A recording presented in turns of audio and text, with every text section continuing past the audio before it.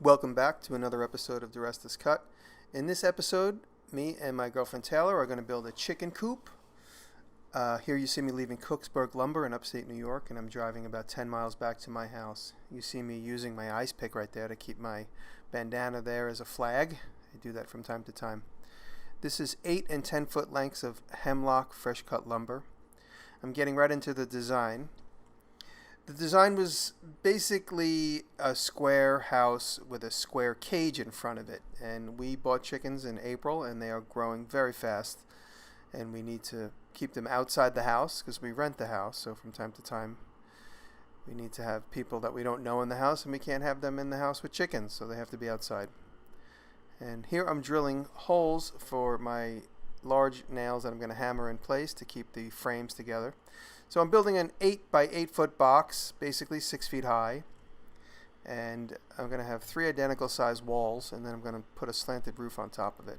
So I'm using these framing nails just on the outside, these long nails, and I'm just using a framing hammer to nail this together. But I'm going to use my Pazlo nail gun to keep most of it together.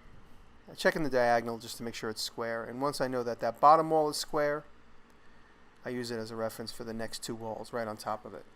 And because each one of the 3 walls is the same size, it makes it a little bit easier to build them all at the same time.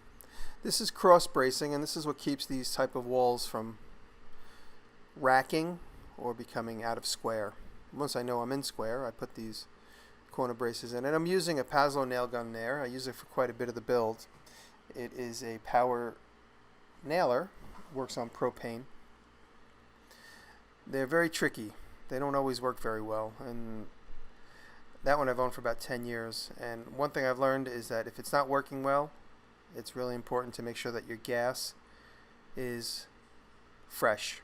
Even though it might be a brand new can of gas out of an old package, if it's not fresh, or the expiration date on it, like fruit, it will be bad. I found that out the hard way on a job. So that's going to be the doorway. There's Taylor helping me out there. And this is basically Taylor's design. She's in charge of the chickens. And so now that is the bottom of the doorway. And you can see there's no leaves on the trees. This is in early May. So now this is the 3rd wall. This wall will have a window in it. It's really just to let light in. And of course to let some cross ventilation in. So I'm doing a build style which is board and batten. I'm going to have vertical boards directly on those frames. I should have a cross brace in there, but I was kind of rushing the framing. I just wanted to get the walls up. I add them in later. So there we're putting our walls in place. Taylor dug that trench that's all the way around the whole house, and that is to keep the chicken wire that we use, which is called hardware cloth, which is kind of an interesting name. I just learned it while we were working on this. We bury the chicken wire or the hardware cloth below grade so that in case any animals or predators want to dig in, they're going to have to encounter the hardware cloth underneath. So here I'm just putting the framing up, and you notice I'm putting it on top of cinder blocks there that are just going to keep it level. And I'm screwing it directly to the side of my existing garage. That's just to make it quick and easy. And then also that space used to be a garden, which we don't use anymore, and so now it's going to be the chicken coop. And here I am putting the slanted roof on. So once I build my box, I then put the slanted roof onto it. And I like to leave things long and then cut them in place wherever possible.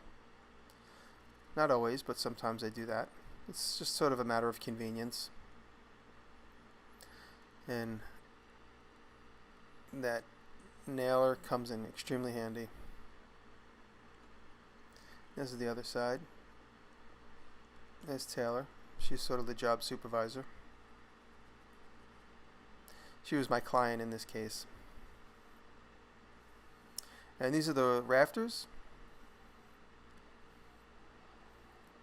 I use 2x4s because I just wanted to keep it light and simple. My only concern is the snow load, but I think I'll be safe. And if I see that roof starting to droop, I'll put another cross member inside if I see it droop with snow on it. But I think I'll be safe.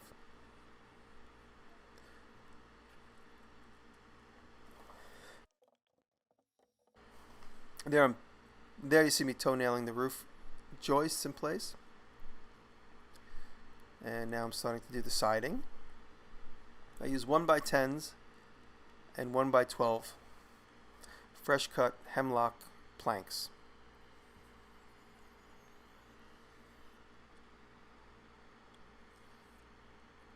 There's going to be a cutout for the doorway there.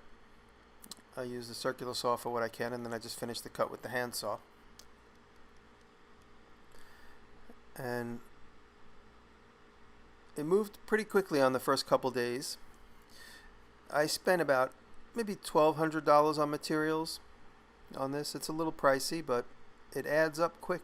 Even this small little house adds up. The amount of material, you think that you've had enough material, then you have to go back and buy more. And then the hardware cloth, or the also known as chicken wire, was very expensive because it's the industrial stuff. You see it there in the ground there. We buried it halfway. So the ground up there is very rocky. You could see all the rocks. So once we dug up the trenches, we threw all the rocks back in on either side of the wire. So it's going to be even harder for any predators to dig under there. And this Taylor's swinging the nail gun. She's a fast learner.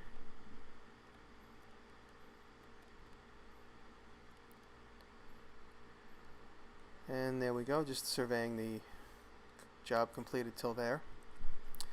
And Taylor's just cutting some of the planks for the back wall. I left her alone. She did a lot of it herself. This was a good project for us to do together because there's some simple framing techniques that Taylor could learn. And she got to use that nail gun quite a bit. And the circular saw for the first time. And there I just left the wood long and I'm cutting it to fit in place. And now these are the same shape as the rafters. They're going to basically be caps on either side of the house, just to give a finished look at the top of the walls, and it's basically the end of the roof. And a couple weeks went by until I was able to get back to the build, so from this point on you'll see there's a lot more leaves on the trees. This is just a couple days ago, toward the end of May. The video started at the beginning of May. So I bury that pole, get that squared up. That's going to be the corner of our cage. And now I'm just using some of these clips and stuff to keep that level while I'm working alone. Willie showed up to help me. And here I'm just building the perimeter of all the different parts of the cage. And it's not going to be too heavy with framing, so I wanted to use just thick boards on the outside edge. That's why I'm using 4x4s. And then the 2x4s against the house basically becomes a nailer for the chicken wire. That's timber locks I'm using right there. Those are like 8-inch screws, creating the archway or the opening for the door. And you can see how we're burying the hardware cloth under every one of the walls. This is our doorway. I nail it all together with the Pazzo nailer, but then I follow up and screw it all together as well. So the nailer keeps me moving along quickly, and then I follow up with screws. So before I put it in place, I screwed it quite a bit. Now I'm hinging it into place, and this is going to be our door latch. I started running out of wood, and to avoid making another lumber run, I started splicing pieces together. This is the end of our soffit, maybe you might say, or our the end of the roof there.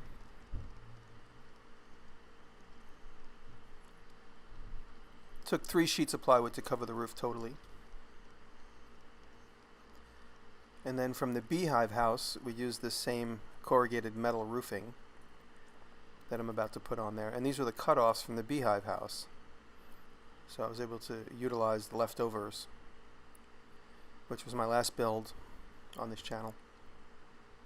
Now, one of the hottest days so far this year, here I am on the roof, screwing, being very exhausted and nervous that I might slide off of that metal.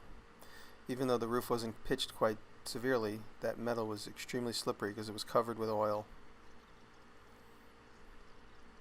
Saying goodbye to some friends.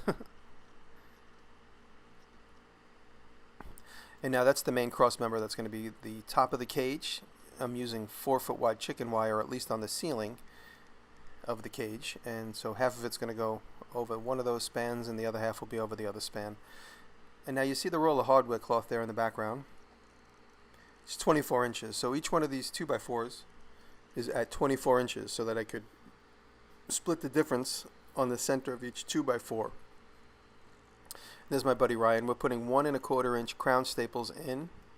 I know there's a lot of predators that want to dig into this thing, so hopefully this will be at least strong enough. There's plenty of 1¼ inch galvanized 1/4 inch crown staples on all of the pieces of wire mesh. And I worked my way up from the bottom, and then I ended up with that little piece at the top. It's just kind of bad planning, but it worked out okay.